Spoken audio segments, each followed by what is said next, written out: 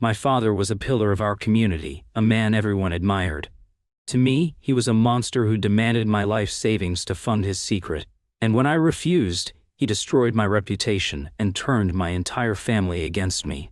For years I lived as the villain in his story. But a deathbed request led me to uncover a horrifying truth, a web of financial crime far darker than I ever imagined. They all thought his funeral would be the final chapter of his legacy.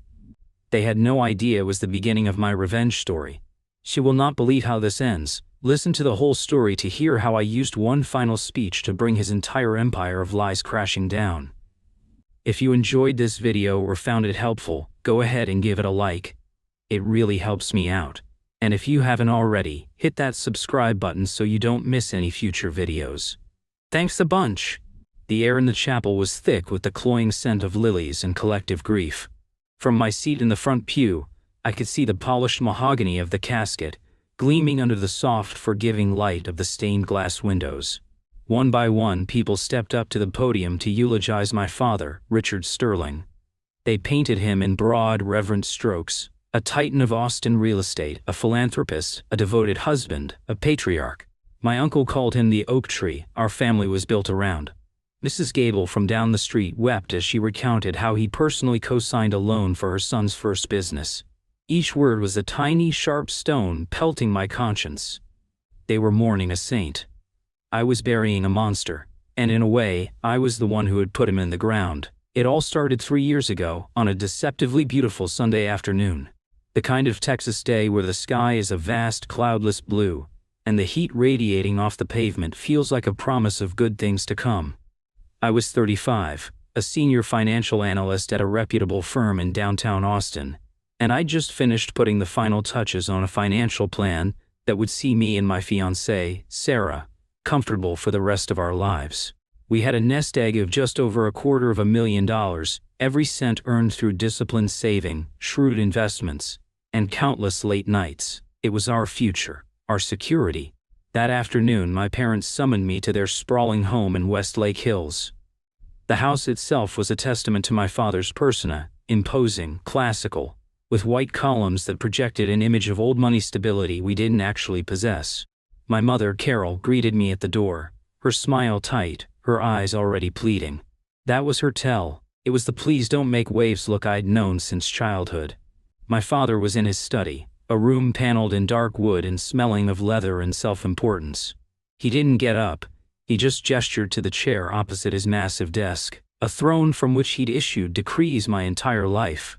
"Alex," he began, his voice a low, confident rumble. "I've got an opportunity. The kind that only comes along once in a generation." He slid a glossy brochure across the desk. Sterling Meadows. It featured architectural renderings of a luxury retirement community, complete with a golf course and a state-of-the-art wellness center. It was ambitious, too ambitious, too ambitious. "This is my legacy," he said, his eyes gleaming with that familiar, dangerous fire. "But to get the final round of institutional funding, I need to show more liquidity. I need to shore up the family's position." He leaned forward, his gaze pinning me to the chair. "I need you to invest your savings, all of it, $250,000. It wasn't a request, it was a demand dressed up as an honor." I felt the air leave my lungs. I, the financial analyst, was being asked to dump my entire life savings into a project without so much as a glance at a balance sheet. "Dad, that's everything Sarah and I have," I stammered. "Can I at least see the full prospectus? The financial statements, the debt structure?" His face hardened. The charismatic community leader vanished, replaced by the cold, cruel man I knew all too well. "Prospectus? You're my son, not a goddamn hedge fund. This is about family. It's about loyalty. It's about you finally showing me that you believe in me." That was his favorite weapon, framing everything as a test of love. For years, it had worked. I'd let him borrow money I never saw again. I'd co-signed a car loan in college that he'd defaulted on, tanking my credit for years. My whole life had been a series of small capitulations to keep the peace. But this was different. This wasn't a few $1,000s. This was my future. I took a deep breath. "Dad, from a professional standpoint, I can't do it. It's too risky. It's an undiversified, highly speculative investment. It would be irresponsible." The silence that followed was terrifying. He just stared at me, his jaw working. Then he let out a short, bitter laugh. Irresponsible. Oh, my own son are calling me irresponsible. He stood up, his large frame casting a shadow over the desk. I see. After everything I've given you. The schools, the opportunities. This is the thanks I get. You'd rather watch me fail than lift a finger to help. The gaslighting had begun. He was twisting my prudence into an act of malice. That's not what I'm saying, I pleaded. I'm just trying to be careful. You're being selfish, he roared, slamming his hand on the desk. The pens in the holder jumped. You're a cold, ungrateful boy, Alex. You always have been. Get out of my house.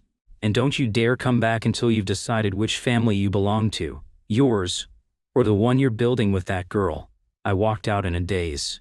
My mother was waiting in the hallway, her hands clasped together, her face a mask of anxiety. Just do it, Alex, she whispered, her voice trembling. Please, it's just money, you know how he gets. It's not worth the fighting, just give it to him. Mom, it's not just money. It's my life, I said, my own voice shaking with a rage I rarely allowed myself to feel. And when has keeping the peace ever actually brought us peace? It just delays the next explosion. I left without another word.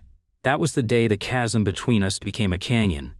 Sarah supported my decision without hesitation, but the fallout was immediate and brutal.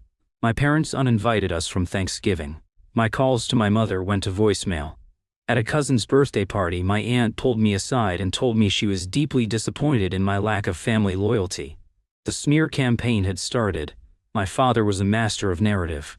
To the outside world, he was the visionary patriarch, and I was the icy modern son who had turned his back on him. He told everyone I was jealous of his success, that I had a bean counter mentality with no room for faith or vision. 6 months later, the news broke. Sterling Meadows had collapsed. The institutional funding never materialized, contractors filed liens for non-payment, and the whole project was a black hole of debt. I felt a grim, hollow sense of vindication. I had been right, but my father was a genius of self-preservation. He couldn't accept failure, so he simply manufactured a new reality. A week after the news hit, an article appeared in the local business journal. It was an interview with my father, where he lamented the project's failure, and then he dropped the bombshell. It was a tragedy of timing, he was quoted as saying, his voice no doubt dripping with false sincerity. We were so close, but a key private investor, a family member I'm sad to say, pulled out at the last minute. It created a crisis of confidence. The big banks got spooked. One person's lack of faith brought the whole dream crashing down. He didn't use my name. He didn't have to. Everyone knew. My phone blew up, not with messages of support but with outrage directed at me. How could you? A text from my cousin read, "You ruined him." I was stunned. I felt like I was losing my mind. He hadn't just lied, he had inverted reality. He had taken my sound, responsible decision, the very act that saved my family from financial ruin, and weaponized it, painting me as the saboteur of his dreams. My refusal to participate in his failure was now the cause of his failure. It was the most profound, most disorienting act of gaslighting I had ever experienced. I was no longer just the ungrateful son. I was the villain who had single-handedly destroyed the Sterling family legacy. And the worst part? Everyone, including my own mother, believed him. They needed to believe him, because the alternative, that their oak tree was rotten to the core, was simply too terrifying to contemplate. I was completely and utterly alone. The 2 years that followed were a cold war of silence. I built a wall around my life. Sarah and I got married in a small ceremony at the courthouse, with her family and 2 of our friends as witnesses. I didn't even tell my parents. I saw pictures on social media of family gatherings I wasn't invited to. My absence a gaping hole no one seemed to notice. The pain of that exile was a constant, low-grade fever. It was a strange kind of grief, mourning people who were still alive. I poured myself into my work and into my marriage, finding solace in the quiet, predictable stability that Sarah and I built together, a world away from the emotional chaos of my upbringing. Then, about a year ago, I got a call from my aunt. My father had been diagnosed with pancreatic cancer. The prognosis was grim. A part of me, the part that had been conditioned since birth to feel responsible for his happiness, felt a pang of guilt. The larger part of me, the part that remembered the study and the venom in his voice, felt a cold, hard nothing. His decline was rapid. My mother would call me periodically, her voice brittle with exhaustion, detailing the mounting medical bills and the stress. The Sterling family finances, I gathered, were in ruins.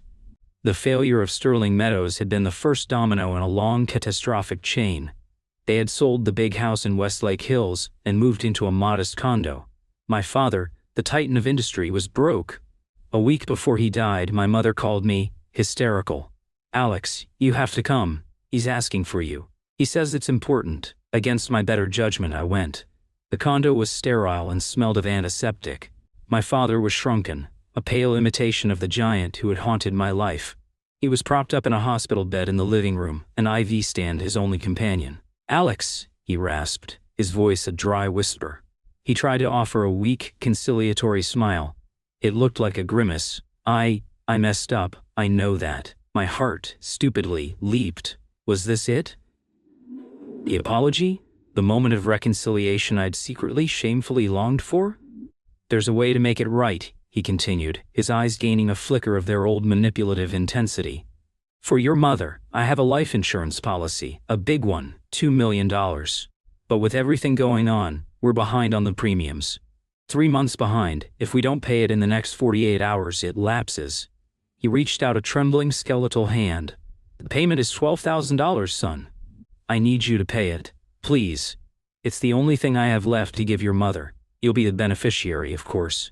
You can pay yourself back and make everything right. One last chance to fix this family." I looked at my mother, who was nodding eagerly, her face full of desperate hope. It was the same trap, just with higher stakes. Another test of my love, another demand for my money, framed as my salvation.